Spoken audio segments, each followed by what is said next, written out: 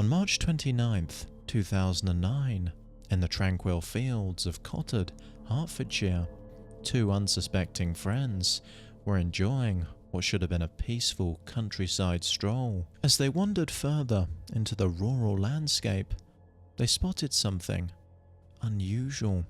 A torn plastic bag, partially concealed in the overgrowth. Drawn by curiosity, they moved towards it, and then noticed that there was now a faint, unpleasant odour lingering in the air around the bag. It was only when they were just a few steps away that they realised the bag wasn't empty.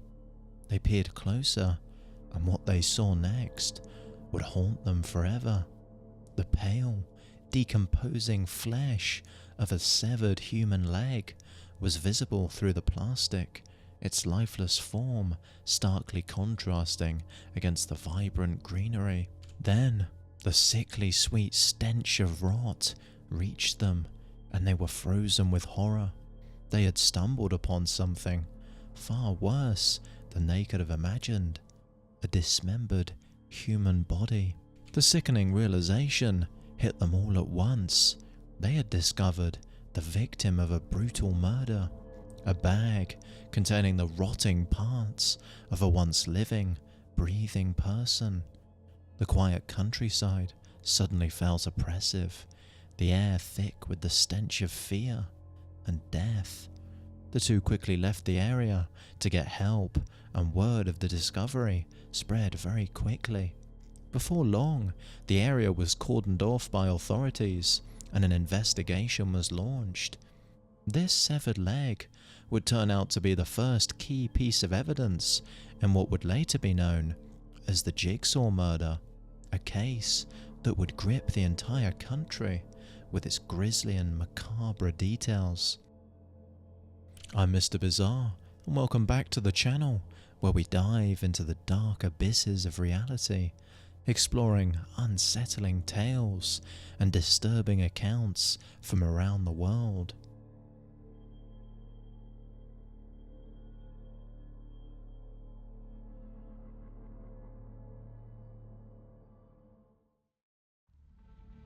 As forensic teams examined the scene and combed the surrounding countryside, the leg was sent to a mortuary for examination. But the initial shock of this discovery was only the beginning. Just 2 days later, two dog walkers in Wheat Hampstead were out for an afternoon stroll when they came across another disturbing piece of evidence. Tucked away in the undergrowth, barely hidden from view, was a torn plastic bag. The curious walkers opened it, only to be greeted by a horrifying sight. A severed left arm, missing its hand. The grotesque limb was in an advanced state of decay, the skin discoloured and shrinking from exposure, and the air around it was thick with the stench of rot. Police noted the unsettling precision of the cuts. The limb was not haphazardly severed, but carefully dissected, suggesting the killer had experience with human anatomy. This was no random act.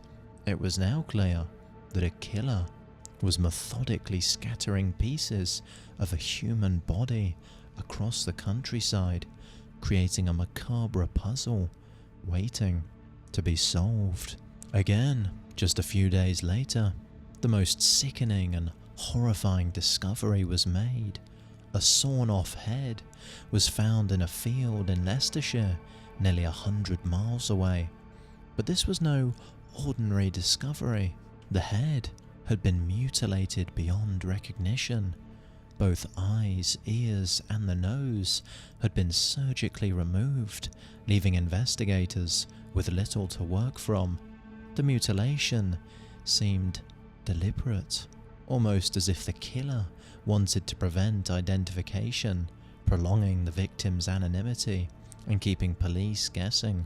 A media frenzy began to escalate and grow after this gruesome discovery, with news outlets dubbing it the Jigsaw murder.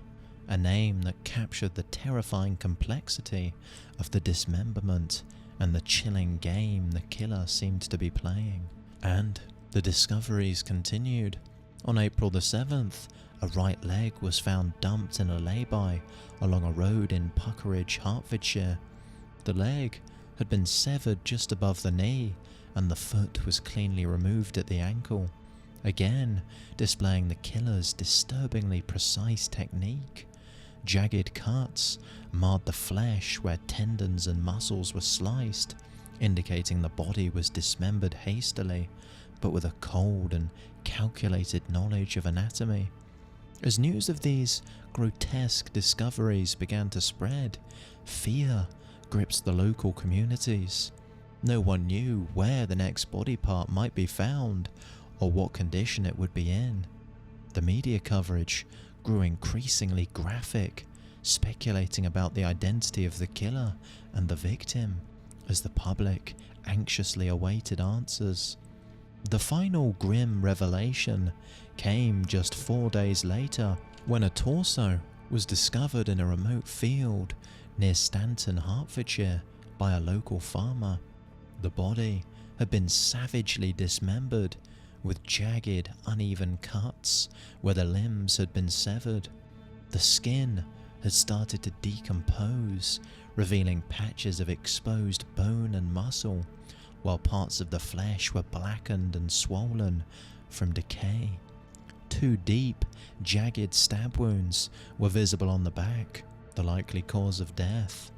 The torso, devoid of limbs and identifying features, lay bloated and mutilated, a chilling testament to the brutality of the crime.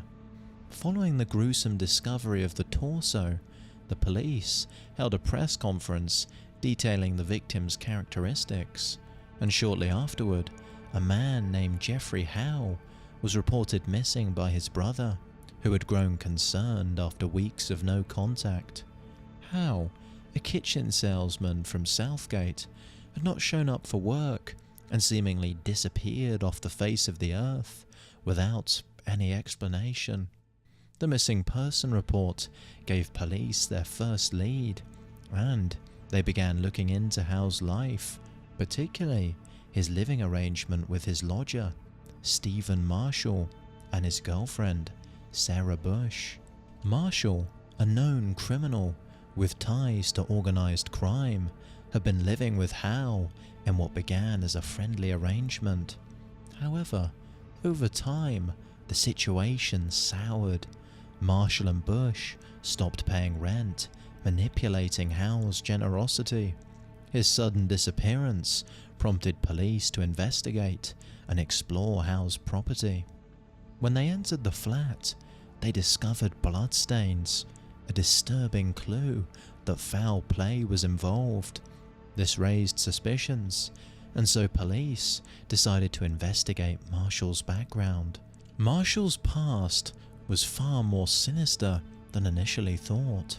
Marshall had worked for the Adams crime family, one of the most dangerous organised crime syndicates in the UK, a family deserving of a separate MrBizzare video on their own. The group, notorious for drug trafficking, extortion and violent crime, had allegedly employed Marshall to dispose of dead bodies in the 1990s. His role involved dismembering and hiding the remains of victims killed by the gang, honing his disturbing skill set for his later crime. Marshall's decision to kill Howe didn't come suddenly, but was driven by a growing resentment and greed. As their living arrangement began to break down, Marshall saw Howe not just as an obstacle, but as an opportunity. He and Bush had stopped paying rent and were draining Howe's resources, and they realized that killing him would allow them to take full control of his belongings. On the night of the murder, Marshall, fueled by greed and cold calculation, ambushed Howe in his own home, stabbing him twice in the back, leaving him to bleed out on the floor. There was little sign of a struggle, suggesting Howe had had no time to defend himself. While Bush claimed to be away at the time of the murder, she later admitted to helping Marshall clean up the scene and dispose of the body. Using the skills he had developed working for the gangsters, Marshall set about dismembering and mutilating Howe's body. He carefully severed the joints, starting with the limbs, ensuring that the cuts were clean and precise. The dismemberment was done with such expertise that the authorities immediately recognized it as the work of someone with experience in body disposal. Once the body was divided into multiple parts and the face mutilated beyond recognition, Marshall and Bush placed each piece into plastic bags, driving them to remote areas where they dumped them, hoping to scatter the evidence and delay any identification. With the blood evidence and dental records matching Howe's identity, Marshall and Bush were swiftly arrested. Though Marshall maintained his silence, refusing to answer questions, investigators had enough to charge both him and Bush. Marshall was sentenced to life in prison, while Bush received a shorter sentence for perverting the course of justice. So, that's it for tonight's bizarre video on the Jigsaw Killer. I hope you enjoyed it, and do subscribe if you haven't already, and turn on notifications so you don't miss future bizarre videos.